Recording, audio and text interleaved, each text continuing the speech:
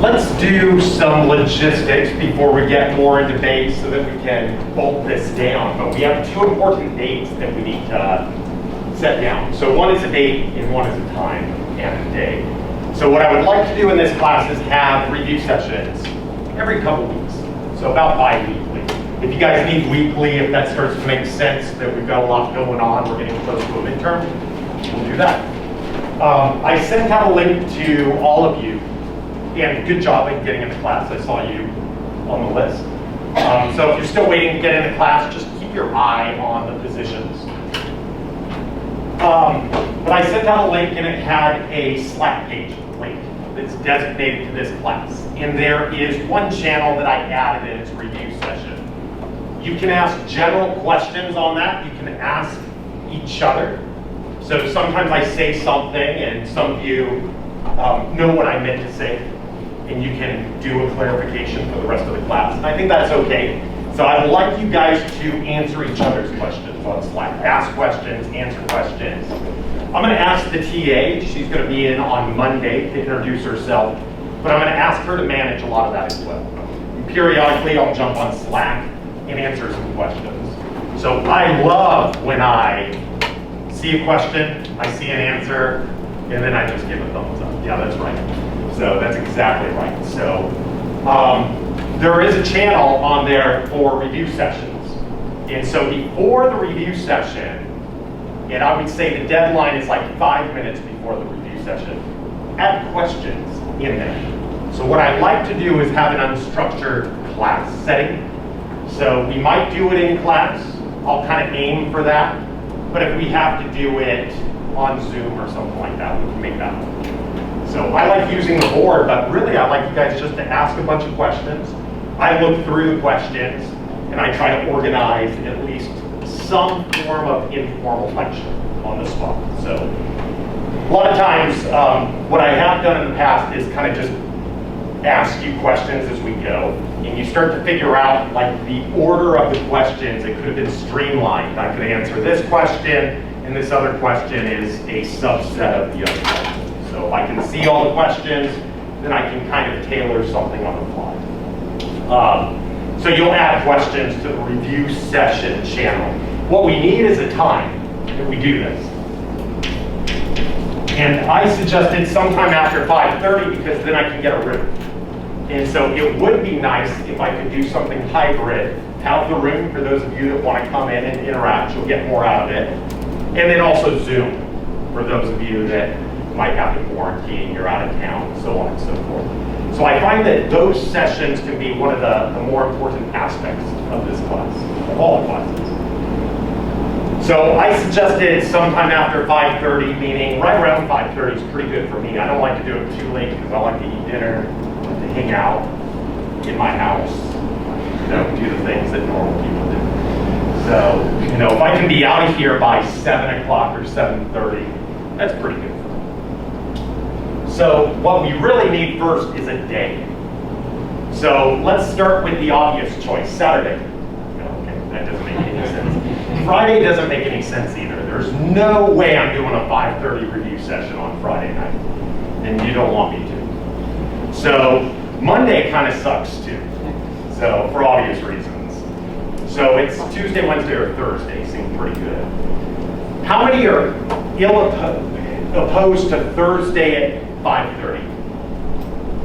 1, 2, 3, 4, 5, 6, 7, 8. Okay, so 8 on Thursday can't do it. So Tuesday, Wednesday. How many cannot do Wednesday at 5:30? 1, 2, 3, 4, 5. How many cannot do Tuesday at 5:30? 1, 2, 3, 5. You did not. I still got 5 without you. So it's pretty close. You want another one? Okay, we said you're a Tuesday, can't do it. So 6. Okay, so this is normal. Are there any of you that on this time slot right here could use a different time that fell into that 8 group. Like 6 would work or something? I have a class at 6:30, so just a little earlier maybe. I see, so you're thinking like 5 Yeah. would work for you. Okay, so let's do that. So Thursday at 5. Would that work? Who does? So just be clear, this is who it does not work for. 1, 2, 3, 4, 5. Okay, so about 5, 6, somewhere like that. It's hard to tell. I can average over that. So, okay, how about the Wednesdays? 5 o'clock. Same problems. Okay, somebody help me out. Make a proposition.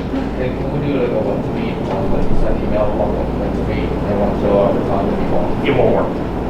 So it's better to just do it now. I'll get even more questioned, like, get even more fuzzy. So I've tried. 4:30 would be too early. 4:30 on Thursday slams into our colloquium, so our departmental colloquium. So what I was hoping to do is go to colloquium, socialize after colloquium for an hour, and then do review. So for me personally, that would work, but I have a collision, and most of the stat students do. Danielle? Is taking a little break after the Friday class and then coming back a bad idea? I don't want it.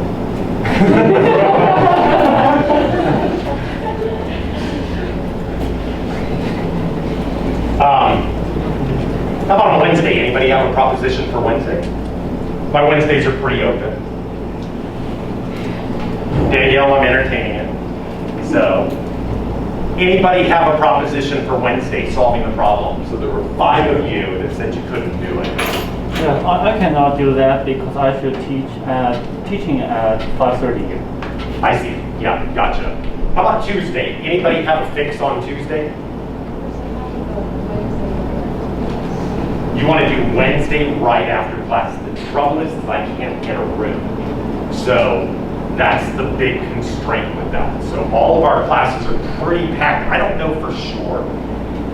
What I will do for all of you, and maybe this will change things for you, is I will have an office hour, an informal office hour for about a half hour after every class. So I'll always stick around after class. So I'll be up at my office. I've got a whiteboard in the foyer, and we can answer some of those questions. So that might satisfy some of you. So I have an open door policy, and then after class, I try not to book anything. So maybe that solves the problem for a lot of you, and that will suffice. And then some of you can't make the review session. So with that in mind, if that's a good solution, would Thursday at 5:30 work? Or just absolutely not? You need both.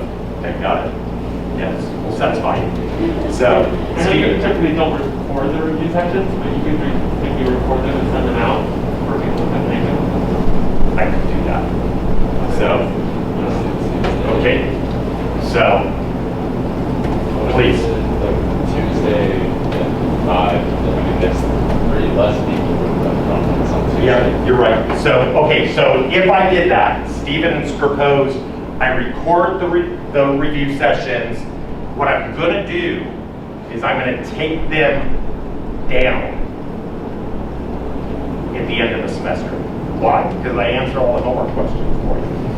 So, and that's why you guys like to know about the homework, and I like to tell you stories about the homework, and I like to say a lot about, like, here's the real thought process of what I want you to get. So I'm gonna remove them if I do record them. So, okay, so Tuesday, 5:30. Anybody have a strong conflict with that? You, okay? Tuesday, Wednesday, 5 to 6:30. I see. What if we did, okay, let's do, Wednesday was okay. How about Wednesday at 5:30? Any huge conflicts with that? Even if I record and give you the half hour after? Feel strongly? This is an impossible problem. It's over constrained. So let me just ask one more time. How about 6 o'clock on Wednesday? How long are the sessions? Like an hour? They're like an hour or two. I don't put a time limit on it. Yes, I cannot attend because that class will end at 6:45. Yeah, I understand that some people can't attend. I'm trying to give you a lot of options so that not everything, but make a proposition, Leanne. Okay, I will see the recorder. What's that? I will see the record. Are you okay with that? I'm okay. You know you can always stop by my office. You've done Yeah, it before, yeah. lots of times. Yeah. So, and I'm happy to sit down and talk to you guys. My favorite thing to do is talk about class. So, okay, where are we at? Okay, let me just ask again. Wednesday, 5:30. Does it work? Thank you, you guys. So that's like the hardest thing I ever have to do in this class. So we're at least getting there. So review sessions, we've got Wednesday at 5:30. We'll probably start up, I'm thinking, in like 2 weeks' time. I think it would probably be a little premature. I have my half hours after each class, so if you want to catch up on something. So once I give you a homework assignment, it might be a good time to start. Okay, Wednesdays at 5:30. Thank you very much. This is the other hardest problem in this whole class. Any huge conflicts on the midterm, what I would like to do, and I do have solutions. If we can't make this work, I've got all kinds of solutions. 2021, let's make sure the calendar's right. I'm always on the wrong year, and that's why I always get my dates messed up. So here we are right here. I'm thinking somewhere around here in October. So probably can't see that, but you at least have some calendars. So I'm thinking it would be really cool if we could do this 27th of October. I like that date for arbitrary reasons. Who cannot do the midterm in class on the 27th of October?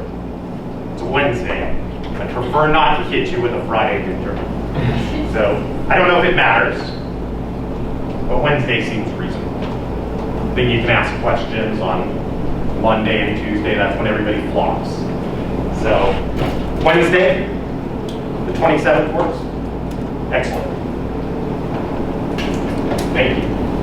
So October 27th is midterm 1.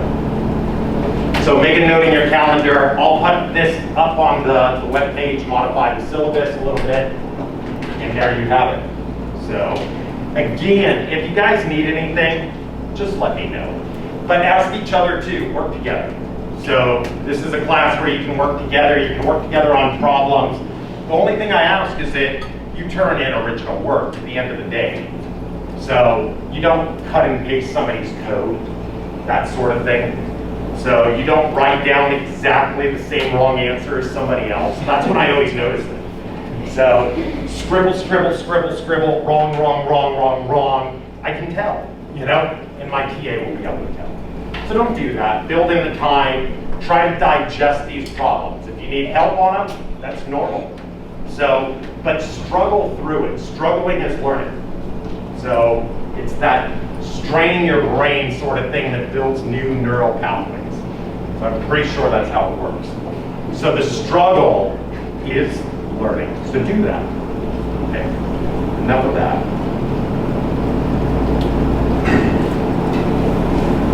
Any other questions about the syllabus, grading policies? So here's what I'm going to do for homeworks, and it always works this way. My TA is going to grade most of it. I will be giving you extra credit problems throughout the course, so that if you do tank the midterm, there's a lot of ways to get the A. And so everything's very tentative. And so, but this is kind of a, this is at least how I'm going to break down the big chunks of the class, and it really doesn't tell you anything about grading. I think I say something like 90 and above is an A, but the reality is I'll probably give A's to like 80%. So what I look for is groups, you know, and so the 90 or above doesn't really tell you about how hard my question is. And sometimes I ask really ambitious questions, and sometimes they're a little bit too easy. So I'm going to look for clusters. And so if I see somebody that's right off the back of a cluster, and they're 89%, and everybody else is like 91%, I'm going to give everybody the same grade. And so if I ever look at your raw scores and I see somebody and they have a lot of extra credit, and I sympathize with, wow, they took it all on this one problem, but on the final, they fixed it all up. And I decide to move them up to an A. If somebody was in between, I carry them with it.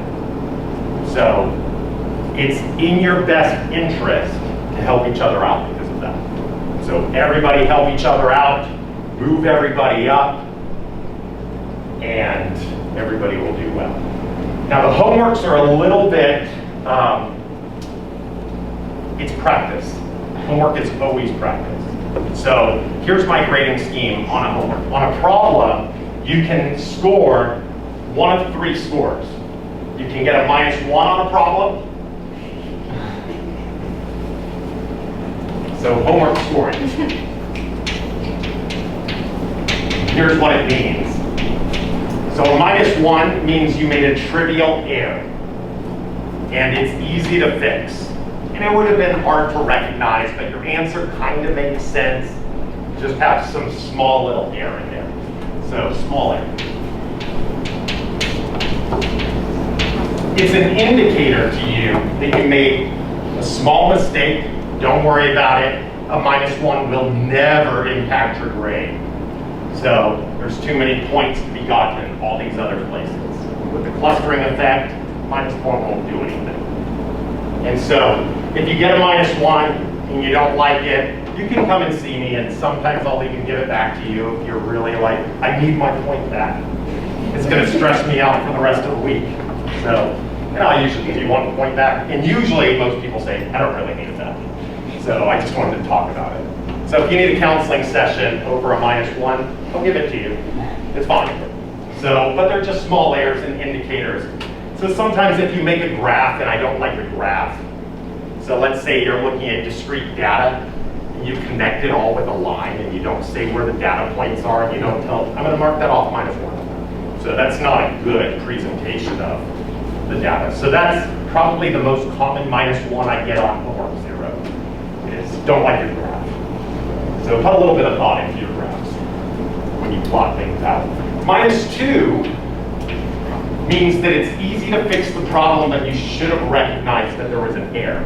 It doesn't make sense, but it's still very easy to fix, like a negative sign sitting in front of something that has to be positive. So if I ask you to estimate variance, and you come up with this answer where it's like, did you look at this? This is negative. It can't be negative. But fixing it is also trivial, very easy. So you should have recognized.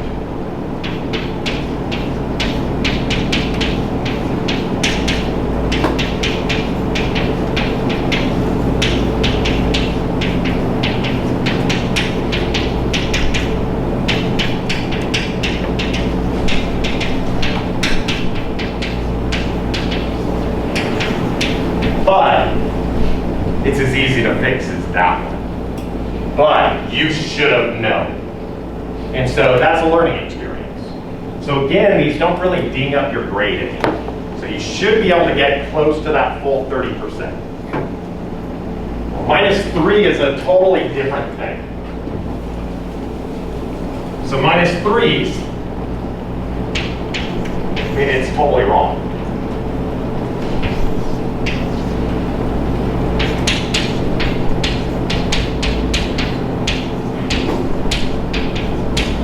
But I don't want to make you suffer forever because of that.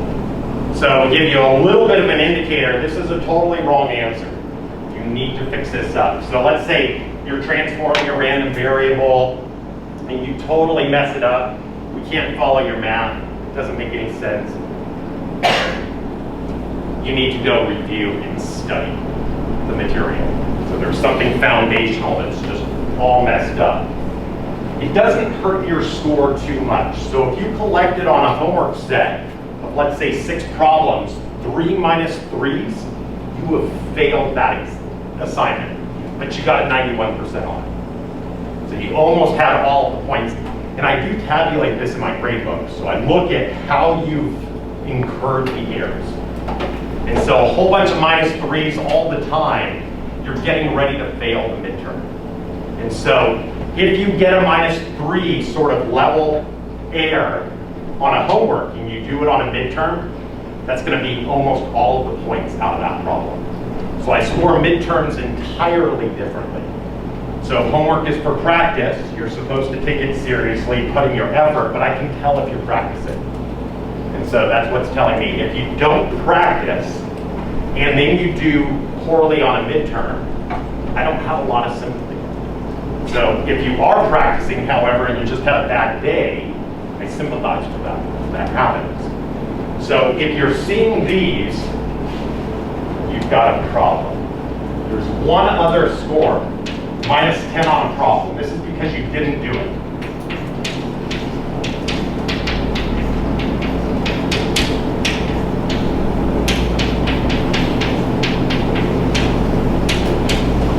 And I really don't sympathize with that. So if you don't show up to practice, I don't like that. So you're supposed to practice. There's no secrets to life. Things you practice, you get good at. And before you're good at something, you're usually not that good at it. And that's why you have to practice. So no secrets to anything. Practice really does lead in the direction of perfection. It doesn't get you there, but it at least moves you in that direction. If you get 2 of these, so if you see 2 times -10, if I see this on a thing that you didn't practice 2 of the problems, we give it a 0. So this will equal a 0 out of 100 on the assignment. So I'll tell my TA, if they get 2 -10s, just put a 0, stop grading it, and we'll just hand it back to you. And my thought on that is, if you don't want to practice, we don't want to assess. So there's nothing to assess anyway. And we'll just give you a 0. If you come back and you say, you know, I got this 0, geez, I was really just pressed for time. So can I redo it? I'll tell you to go practice. Yeah, absolutely. I'll encourage you to go practice. And I might even give you the points back. But if you do this regularly, it's going to tell me you're getting ready to fail the class. And I don't want that. So the reality is everybody should get an A. And so we want you to practice, and that's the pathway to getting an A. So again, this isn't incredibly brutal stuff, but if you're weak on your probability theory or you're weak on your linear algebra, you're going to have to practice that stuff. And I'll try to give you ample problems to work through. If you ever want new problems, just take my probability distributions that I give you in particular problems and change them. And then work it from another angle, change it to a discrete problem. And you'll get well practiced at doing whatever integrations you're doing or whatever techniques you need to do. So again, no secrets to anything. Practice all the time, you'll get really good at this. Any questions about all this? So a lot of -3s on a homework assignment. If you get scored that way on a midterm, the same level of mistakes, you're not going to do well. Saying that, there will be extra credit. So if these sort of things do happen, you can make up for it. Okay. Dave? Stephen? I just have a question about the textbook. Yes. And if you're going to give any suggested readings from those and how you're going to follow along.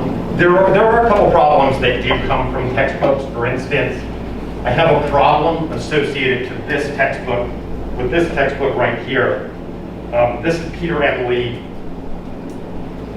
You don't use this book, but I do have a reading in here. When I was reading this problem once upon a time, I read this passage, and it ends up concluding the probability of something is like 50-50. And it's not at all obvious to me that that's true.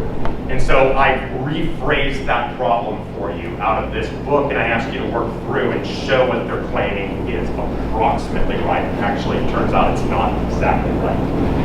So periodically, but for the most part, no. Your books are your resources. And so my class isn't canned from a book.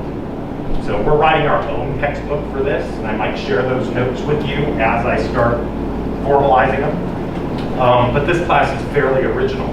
There are a lot of Bayesian books out there, and they kind of come from different angles. This is the book that we use in this class. It's pretty thin, and it's easy reading, and I would recommend getting the book and reading it. A lot of times you can find PDF versions of this, so it's not expensive. Eventually you want your bookshelf filled with books so you can pull them off and go, you know, I read this thing once upon a time and I know it's right in here. So half of being an academic is knowing where stuff is. And so I recommend you read books, you read Wikipedia, you go online, you type in the questions that I'm asking you, and you read about that stuff. You use a lot of different sources. But no, I'm not going to assign particular readings from this, but I will be assigning readings throughout the class, and I'll be giving them to you. I highly recommend you get the book and read through it. So when we're talking about a topic, you see what Peter Hoff has to say. Peter Lee, maybe you want to know what he has to say about it. And they kind of come from different perspectives. This is an okay book. So I like their treatment of parametric Bayes. What I don't love about it is it's not computational at all. So there's no computation until you get to the back. You get into chapter 42, and then they tell you about MCMC. And so this is an old book where they just stapled in, you know, kind of the new way of carrying out Bayes. And so they've got a lot of asymptotic approximations in this book, and Bayesians don't do that anymore. So we use MCMC. Things like that. But I still do like this book, and I like Peter Lee's description of certain parametric topics. So I would go get all of these books if you can. This is the book I recommend most. So it's the easiest to read. It's modern. Unfortunately, Peter Hoff says Bayes is not really a decision theoretic framework. Rather, it's a sequential updating framework. And while Bayes is a sequential updating paradigm, I would say, it's also a decision theoretic paradigm. So he takes a particular vantage, and there's a whole bunch of different aspects to Bayes, and nobody covers them thoroughly in any of these books. So I would get this, I would read along, but know that there's more to everything. In fact, I think I've got Jim Berger's Statistical Decision Theory and Bayesian Analysis. This book is awesome. This book's also like $400 nowadays, so it's hard to get. And so I've had a lot of people borrow this book, and I'm always afraid I'm going to lose it. I don't want to replace it. There's an updated version of this, but Jim covers a lot of decision theory in this book, and that's what's converted a lot of Bayesians to being Bayesians. That if you want to be best on average, so if you're Bayes optimal, what it means is you're best on average, and we'll be talking about that in this class. And in some cases, that's what you want to do. On average, I'm doing the best thing. So in some aspects, that's maybe not the best thing to do. So imagine you're building a bridge or something. You don't want to say my bridges are pretty good on average. I don't want to drive over that bridge. I want to make sure that you've guarded against the most extreme situations. And so you might want to minimize the maximal risk versus averaging over the risk. So it depends on what you're doing. So Bayes can be very good for making decisions if you're interested in doing something on average. So when I'm like maybe playing a data competition on Kaggle or something, I want to do pretty well on average. Not do anything too silly. I don't want my name at the very bottom of the list. I want to be up there. And so I use Bayes. But if I were building a nuclear power plant, I probably wouldn't use that paradigm. But anyway, people figured out a while ago that Bayesians are optimal in some sense. And maybe you want to be optimal in that sense. And Jim tells you all about it. There's a time series book written by Mike West and Jim Harrison. This tells you all about filtering techniques, updating things sequentially, and all the computational approaches. It's a pretty thick book. And so there is an updated version of this book, and there's a version that I would say is probably appropriate for undergraduates. So if you didn't want to get a book like this, you could go get kind of the easier version. And I have that book too. So I like the easier version sometimes. Like the hard version, I like the easier version. I like to start with easy problems and work my way up. So lots of different books. So every time I go to a conference, I buy a book. So I used to in graduate school, every 2 months, I'd buy a book.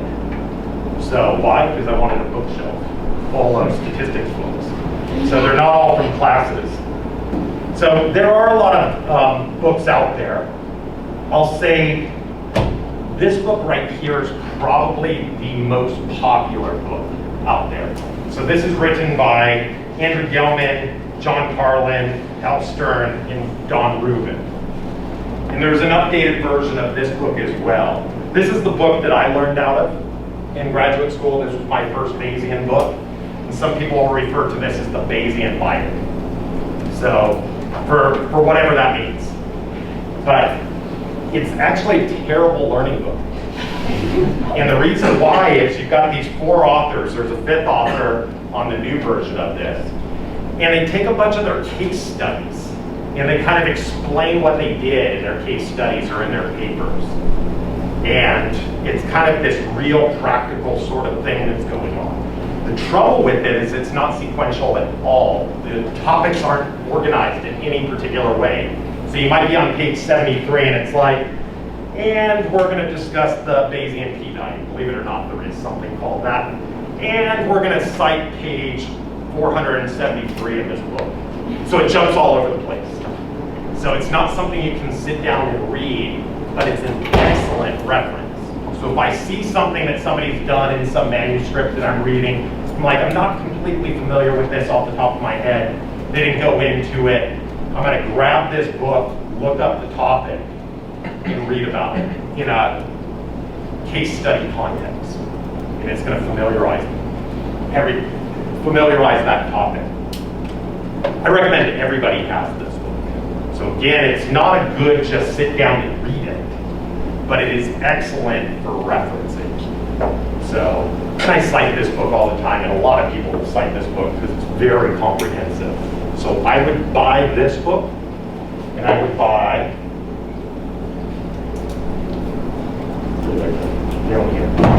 this book.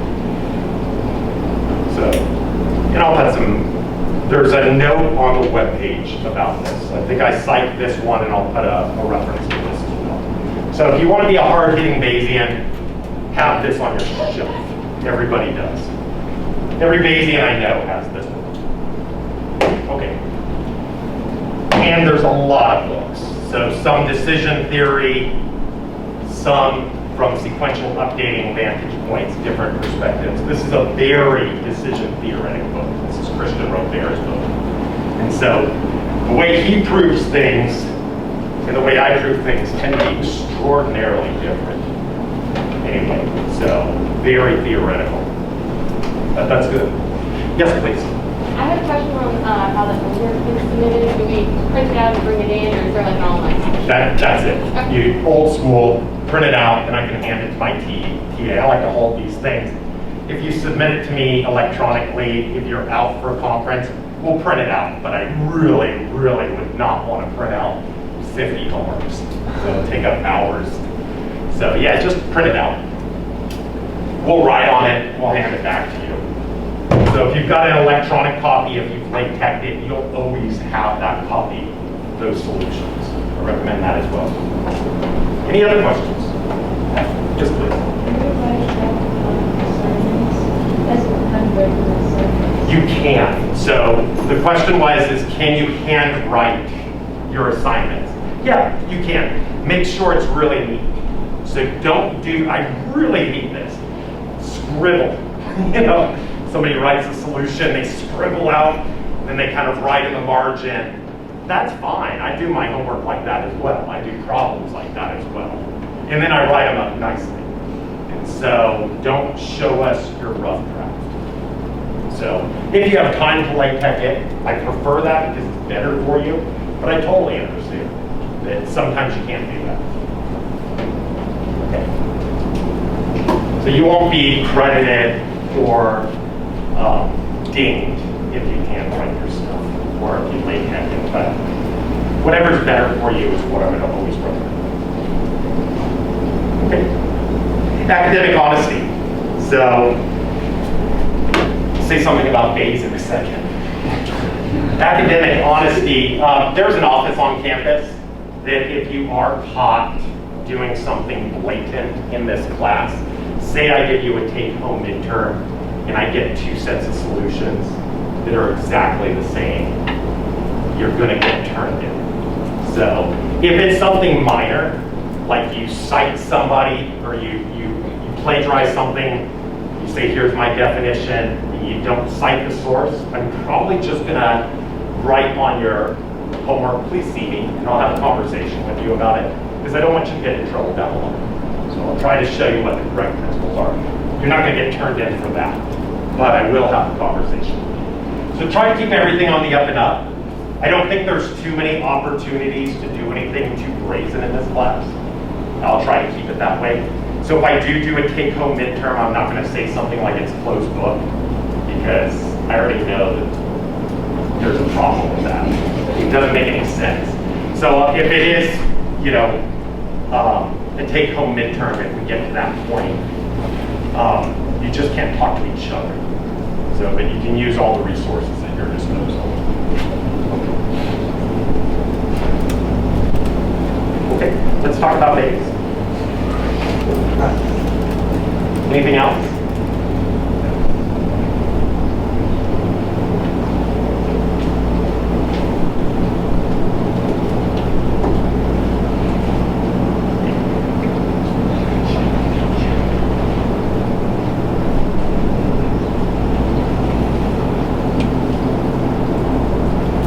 That's the worst stuff, is getting through that first Bayes syllabus.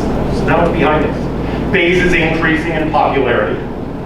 That hasn't changed. There's a lot of people that you can think about that contributed to Bayes, and I gave you a paper on that, so you can read through it. You can kind of come up with your own evolutionary trajectory. Okay, this is Bayes' theorem. And I'm going to write it down a little bit differently for you. So this theorem is uncontroversial. Everybody agrees with it. And Bayes came up with it. And Bayes' paper is on our departmental web page. And if you read through that paper, you won't see it written out like this. It's like, where's Bayes' theorem? Isn't there this is supposed to be written down? He describes the theorem. So, and we write quite a bit differently. But I just want to write down what this says. Probability of A given B. Make sure I did this in the right order.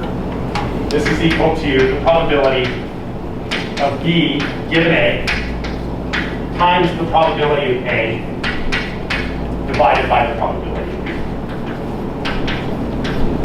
And the probability of B I wrote a little bit differently. So we wrote this in an expanded form. You end up just writing this down as the probability of B conditional on A times the probability of A plus the probability of B given A complement times the probability of A complement. This is marginalization right here. You're just marginalizing over the set. So I like to write this just a little bit differently. I like to write this down as the probability of A given B times the probability of B. I'm going to multiply both sides.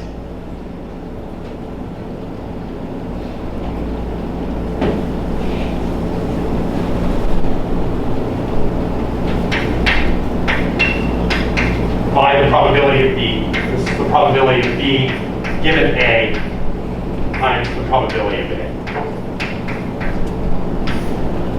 These are all the same things that we've written down.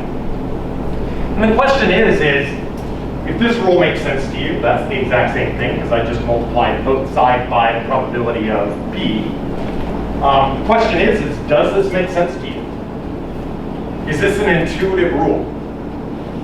And the way Bayes wrote it down was not rigorous, but he kind of described this makes sense. Let's just give these sets some meaning. So I'm going to call A equals to the set. So this is some set, and I'm going to define this set. This is the set of events in which I eat broccoli. So I'm just going to give this notation, and I'm going to give it some meaning. So I eat broccoli. Broccoli. So that's that green vegetable. So B is I eat cheese.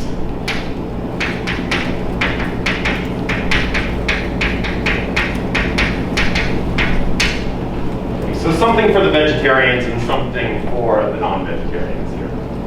I used to use hamburgers and chocolate shakes for this. So I didn't realize so many people could be offended that I eat cheeseburgers. So anyway, I do eat cheeseburgers, I eat chocolate shakes, I eat broccoli, I eat cheese. So all of those are true. So what this says right here, this says if I eat cheese, so conditional on me eating cheese, just this part, probability of A given B, this is the event that I will eat broccoli if I eat cheese. So given that I eat cheese, I eat broccoli. And this is a probability on that space. So it's measuring the probability that that event happens in the first place. And so this part says, B says I eat cheese. And this says if I eat cheese, then I eat broccoli. So let me just say it without the probability statements. This says I'm going to eat broccoli if I eat cheese, and I'm going to eat cheese.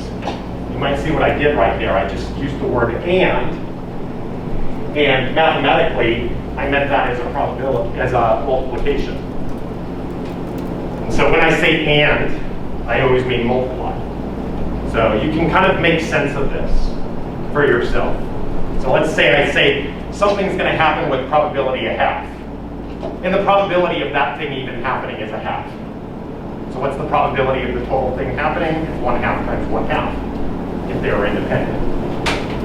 So it's a quarter. That's why I multiply these things together. So this says I'm going to eat cheese, and this is a statement about me eating broccoli if I eat cheese.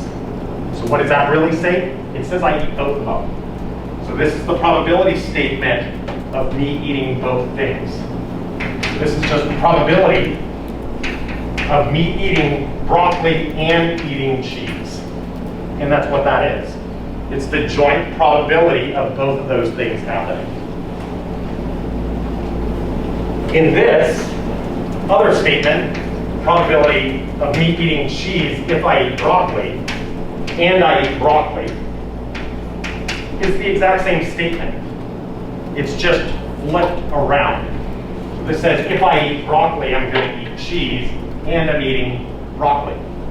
What did I just say? I'm eating both of them. So this right here is the probability of B and A.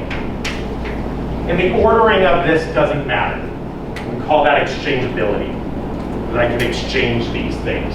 The ordering has no actual meaning here. And so I think it's a pretty intuitive thing that these are equal to each other. It's the probability of both things happening. And Bayes' theorem just expresses that to us. And usually we use the rule to flip the conditioning of everything. We just go back.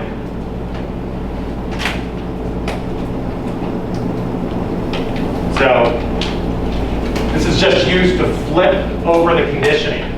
So if I knew what the probability of eating cheese, given that I ate broccoli, if I knew that, and I wanted to flip the statement around, you could use Bayes' theorem to do it. So if you want to flip your conditional statements around, there's only one gig in town, and that's Bayes' theorem. And Bayes knew that, but Bayes didn't get to tell us all about that. So he had published a paper, or he had written a paper, stuck it in his desk, and unfortunately he passed away. So that's his grave. So the beginning of Bayes was the end for Bayes himself. That's too bad, huh? So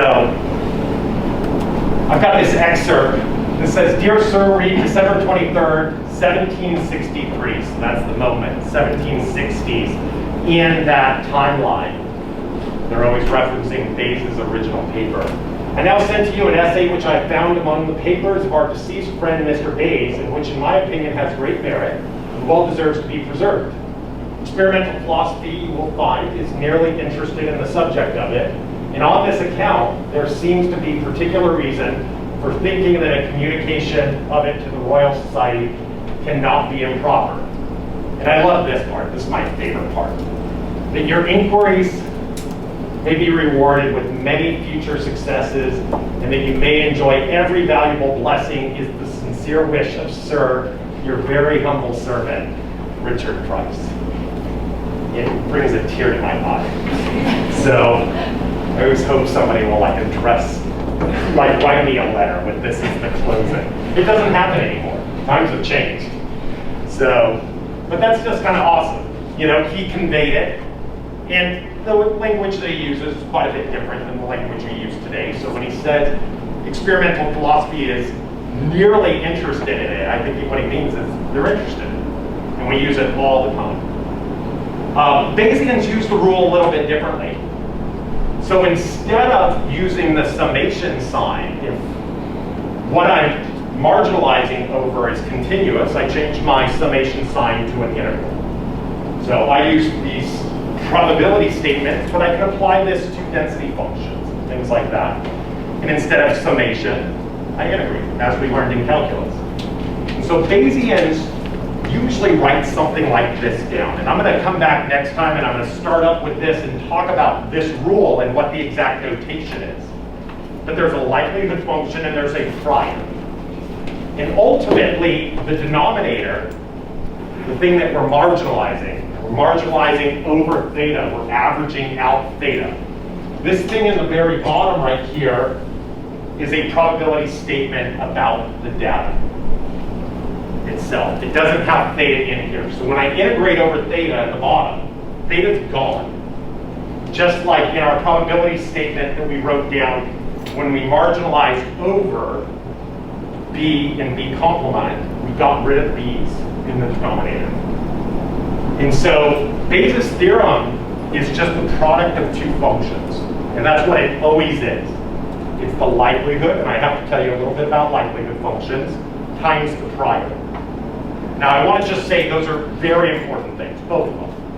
And so the way I think about it is this likelihood function. I'll give you examples next time. We'll start slow.